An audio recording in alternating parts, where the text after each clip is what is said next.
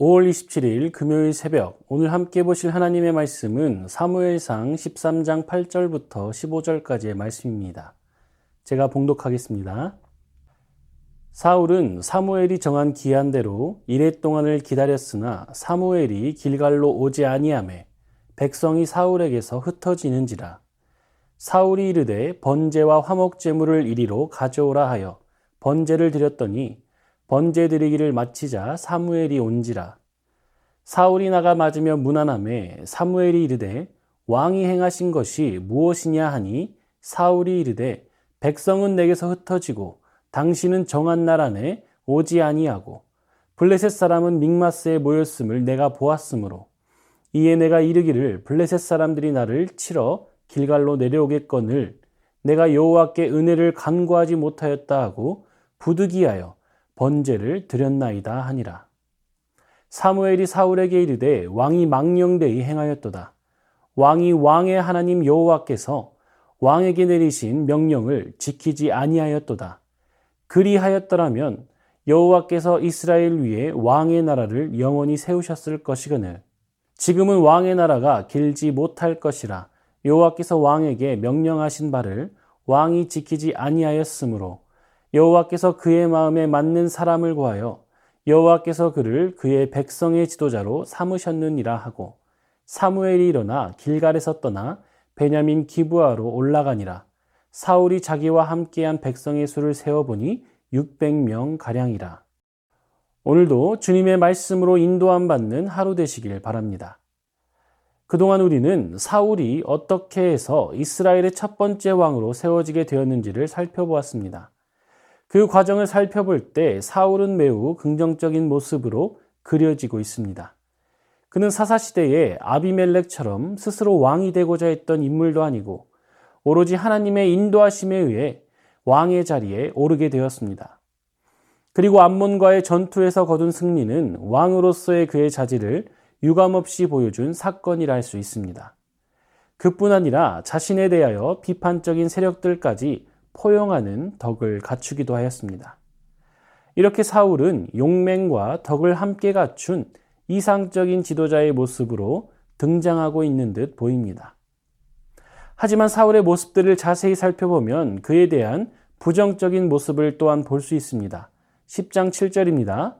이 징조가 내게 임하거든 너는 기회를 따라 행하라. 하나님이 너와 함께 하시느니라.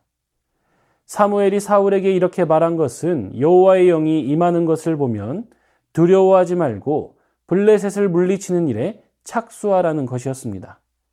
길갈로 내려가라는 것도 마찬가지입니다. 그런데 의아하게도 사울은 사무엘이 말한 모든 징조가 자신에게 임하였음에도 불구하고 아무것도 행동에 옮기지 않는 매우 소극적인 모습을 보여주었습니다. 이러한 가운데 오늘 본문은 사울이 왕으로서 첫 시험대에 오르게 되는 장면이라 할 수 있습니다. 사무엘상 13장은 블레셋과 이스라엘 사이에 벌어진 전쟁을 배경으로 하고 있습니다. 이 전쟁은 앞서 말했듯이 사울이 기름 부음을 받을 때부터 기대되었고 여호와의 영이 임했을 때 실행해야 했던 것이었습니다. 그러나 사울은 소극적인 망설임으로 인해 이를 실행에 옮기지 못했고 그가 이스라엘을 통치한 지 2년이 되어서야 비로소 블레셋과의 전쟁을 행동으로 옮기게 된 것입니다. 그런데 3절을 보면 이 전쟁조차도 사울에 의해 시작되지 않고 요나단에 의해 시작되고 있다는 것을 알 수 있습니다. 사울이 이스라엘의 왕으로 세워진 1차적인 목적은 이스라엘을 블레셋의 손에서 건져내는 일을 위해서였습니다. 그것을 위해 여호와의 영이 그에게 임하였던 것입니다. 그런데 이 일을 시작한 것이 사울이 아니라 그의 아들 요나단이었다는 것입니다. 요나단이 기브아에 있는 블레셋을 선제 공격했고 이것이 블레셋과의 전면전으로 확대되었습니다. 이에 사울은 온 나라에 나팔을 불어 군대를 소집하였고 백성이 길갈로 모였습니다. 그러나 이스라엘과 싸우려고 모인 블레셋 군대의 수가 훨씬 더 많고 막강했습니다. 블레셋의 군대는 병거 3만에 기마병이 6천이었고 백성은 해변의 모래처럼 많았습니다. 이렇게 압도적인 블레셋 군대의 병력을 본 이스라엘 백성은 겁에 질려서 굴이나 숲을, 바위 틈 등 숨을 수 있는 모든 곳에 숨었으며 사방으로 흩어져 도망쳤습니다. 6절과 7절 말씀입니다.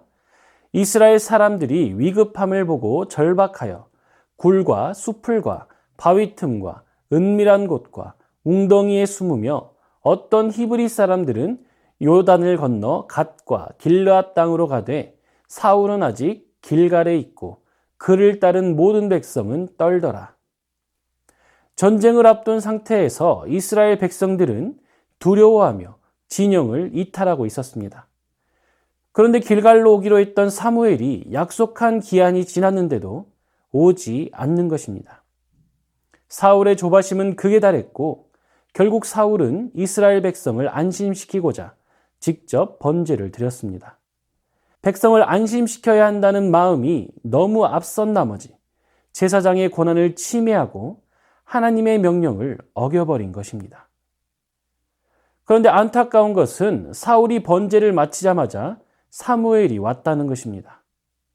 당황한 사울은 사무엘에게 여러 가지 상황 때문에 번제를 드릴 수밖에 없었다고 변명했습니다.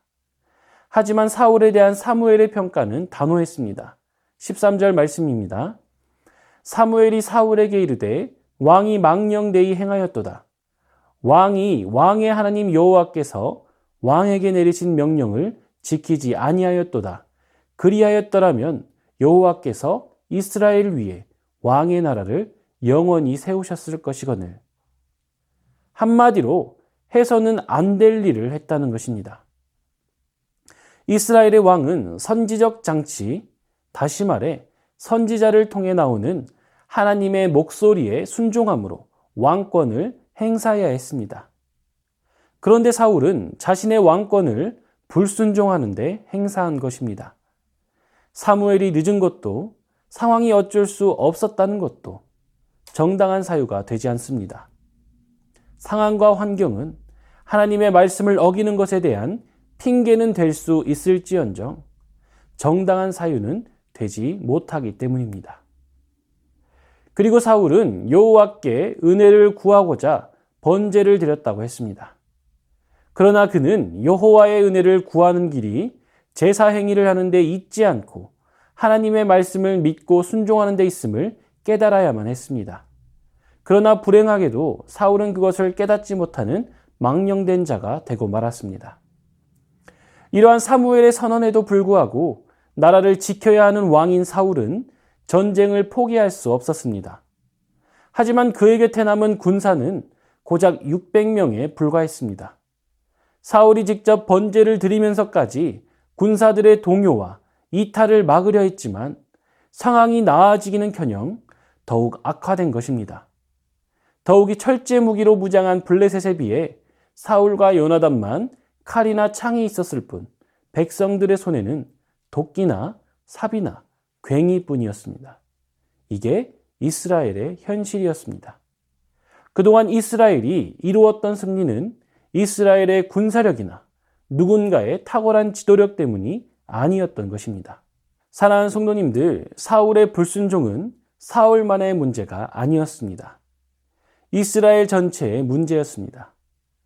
왕과 백성들이 한 마음으로 하나님을 의지하고 어떠한 상황과 환경이든지 그 명령에 순종해야 했습니다. 하지만 사울은, 아니 이스라엘은 하나님의 말씀에 순종하지 않았고 막다른 상황 가운데 넘어져 버린 것입니다. 그들은 진정한 왕이신 하나님의 보호와 도움이 없이는 단 한순간도 존재할 수 없음을 기억해야 했습니다. 그들의 오만한 마음을 버리고 겸손히 순종의 발걸음을 떼야 했던 것입니다.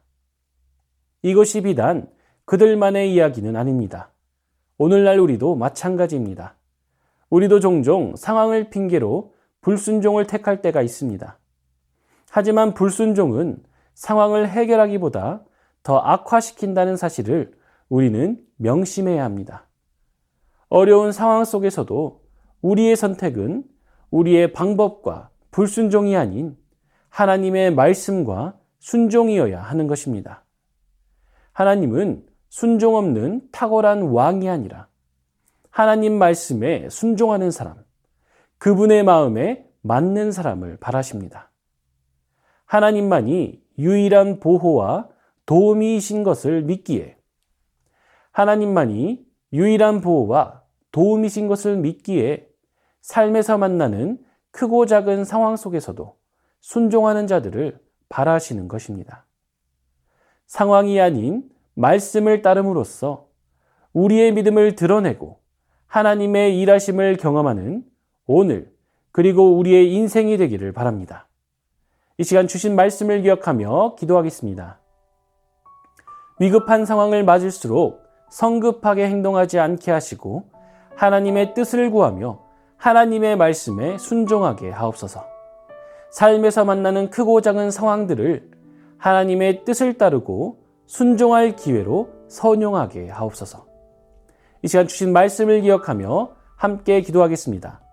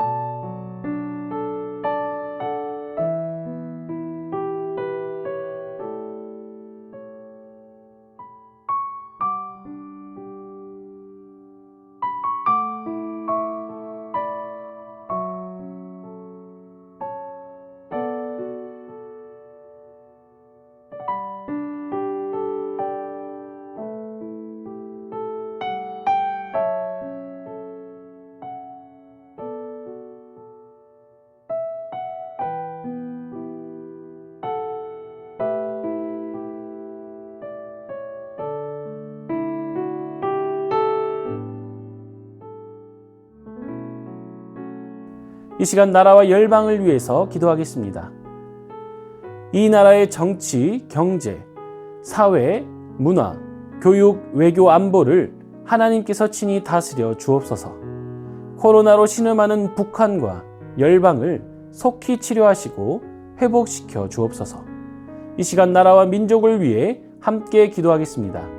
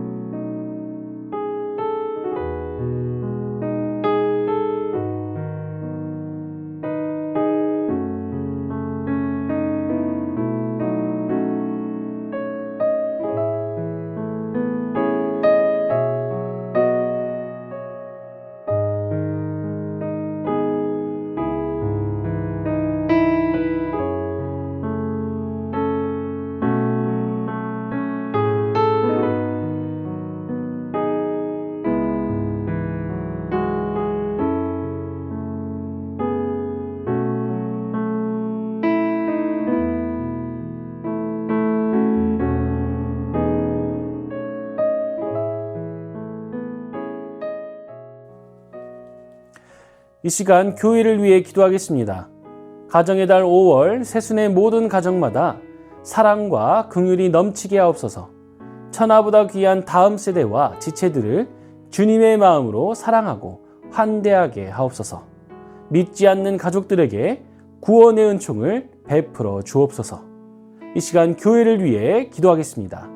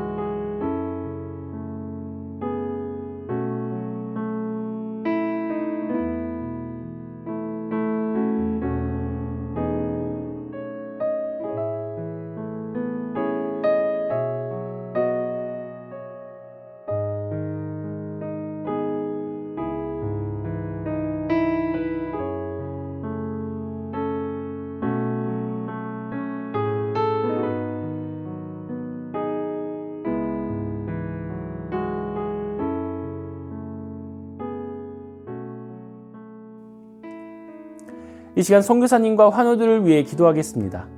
먼저 과테말라 도액찬 노행자 선교사님을 위해 기도하실 때 순회 사역과 왕진을 통해 만나는 영혼들에게 믿음을 주시고 회복시켜 주옵소서. 구제 사역이 중단되지 않고 계속 이어질 수 있도록 기도해 주시기 바랍니다. 그리고 방글라데시와 스리랑카의 박수키 선교사님을 위해 기도하실 때 스리랑카 비자 진행이 원활하게 하시고 언어를 배우는 데 지혜와 지식을 더해 주시옵소서. 스리랑카가 우상 숭배에서 돌이키게 하시고 진리 대신 예수님만 높임받는 나라가 되도록 기도해 주시기 바랍니다.